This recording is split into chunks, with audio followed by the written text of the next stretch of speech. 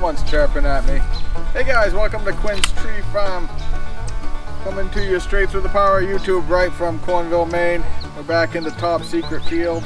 The field to be named later, so to speak. To do some... I want to show you how we do some basil pruning aggressively. Then I wanted to show you my little lightning rod here is what they call it. 'Cause that's not going to make a good Christmas tree. I mean, it would if it was all taken care of, but this is one of our aggressively sheared ones where it can only reach so high, so we get the old lightning rod out. You can't find these anywhere to make, so maybe one day I'll get my engineering hat on and maybe we can make some. That's gotta be well after Christmas though. So anyway, how this works is it's just a pipe within a pipe, and it just opens the clippers. And all you gotta do is clip the tree. So of course this is all messy and stuff and we want that to grow in. This is definitely gotta be a not this year tree. We gotta get this stuff all tightened up, but this is gonna turn into a nice tall cathedral ceiling tree here in a couple of years. Well, that's how the lightning rod works. We got a couple others I'll show you. Abby. Abby poop.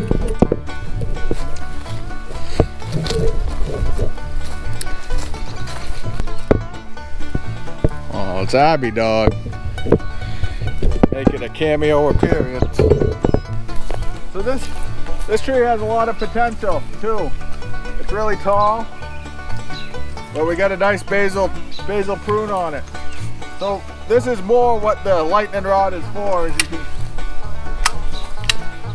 cut these off, because see how this goes up? That wants to be another leader and they're gonna compete for each other. So we want this to kind of be the trained leader.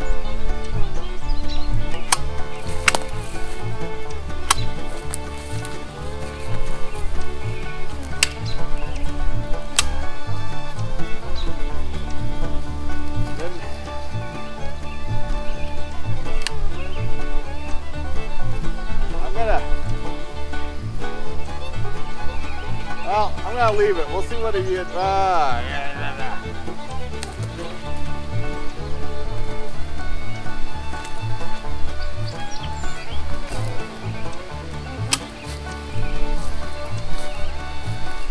I'll tell you what I'm gonna do.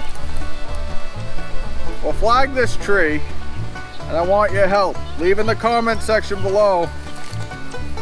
Should we trim that back or should we let it go and see how it does? Let me know and I'll do what you guys want me to do.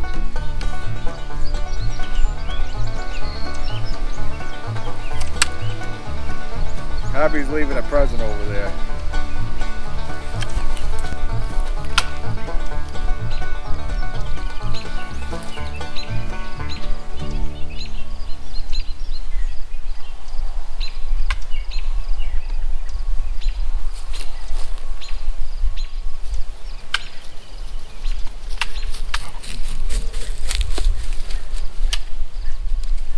We'll need to get a ladder and a saw for that one. Top work is really important because Christmas tree tops are where you put the star.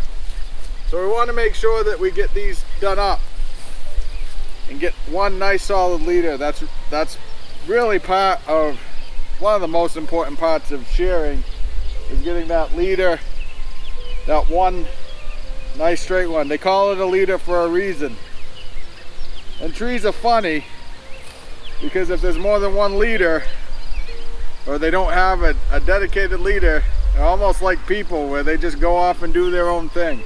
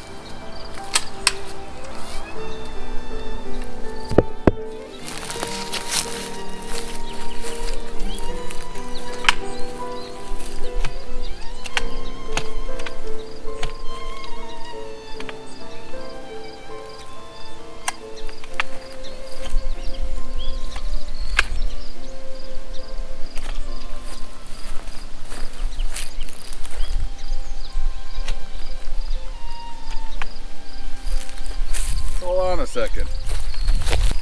So the lightning rod is really good on soft stuff, but we'll use this pruning stick for this harder stuff here, right? There we go. Just had it stretched out a little too long. So this is basically a pruning head for pruning clippers on a stick. Pruner on a stick.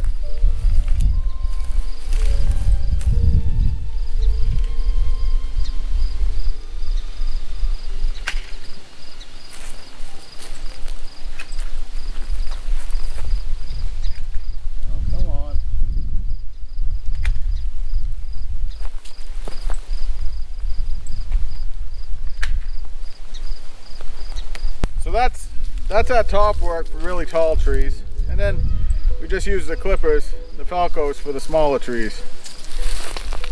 I still think I need a saw for that big one. I wanted to stop and show you something real quickly. I don't know if it would fill the whole video, but we gotta talk about pine cones. Well, not pine cones, fir cones. Fir cones, they point up. Pine cones typically dangle.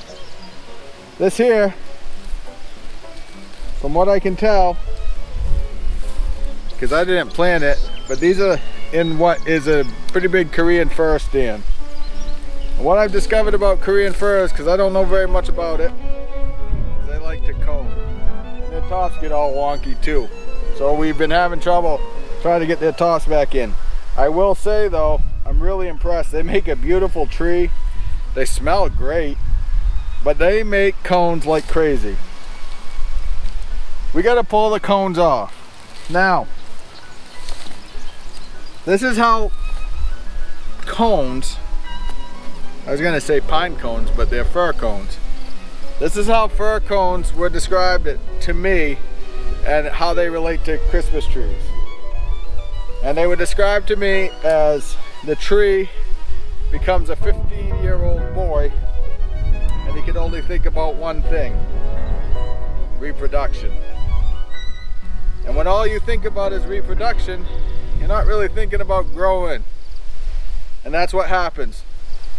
These trees want to reproduce and make more trees, so they dedicate all their energy to the cones, and it really slows down growth.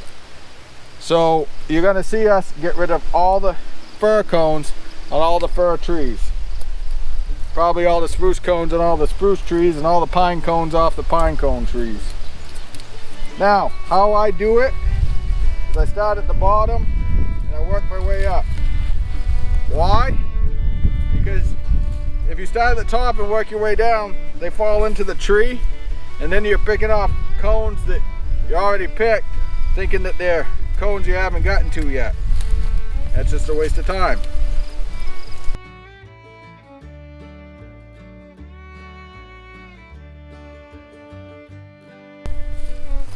So you can see the Korean is a late bloomer, so to speak.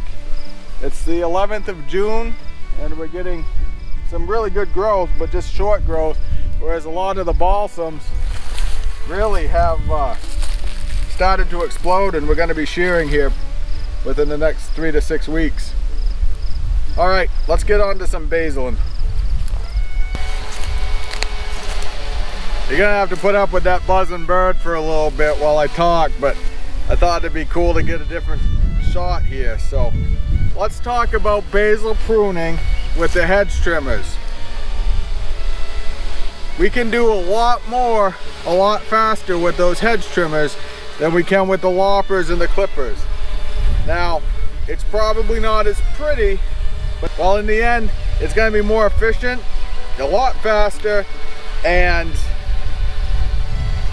when you have 20,000 trees, that's really important, right? So I'm going to show you quickly how I do this. First things first, we got to have our pluggaroos in.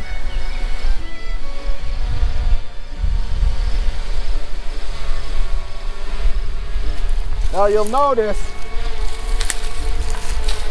the upside with this is I make 2 moves and I can hit the next tree. I'm gonna go in, I'm gonna cut one side of the trunk, the other side of the trunk, step back, and then again and again. That's what makes it quick.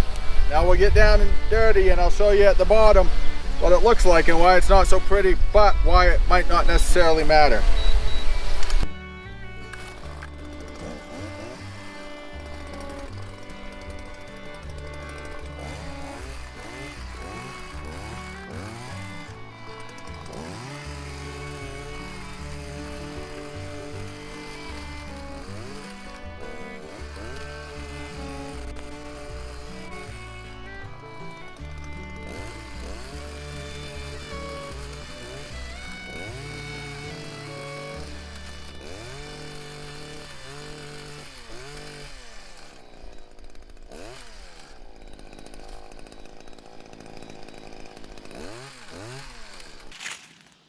I'll tell you what, my tripod doesn't like getting down that low.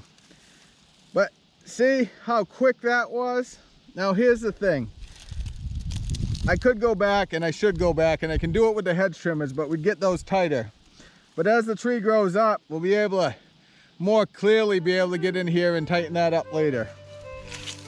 But that took about 20 seconds. Where this,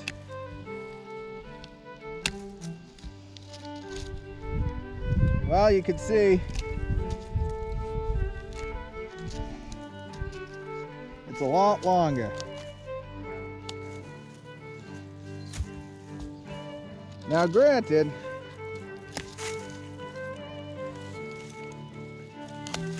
the controller's there. You know, you're always trading off.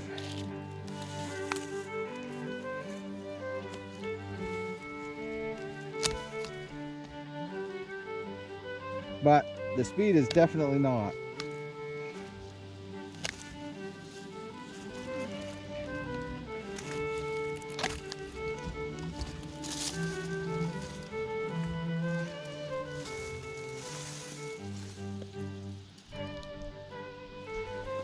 So, it's kind of why I like the hedge trimmer for doing basal pruning.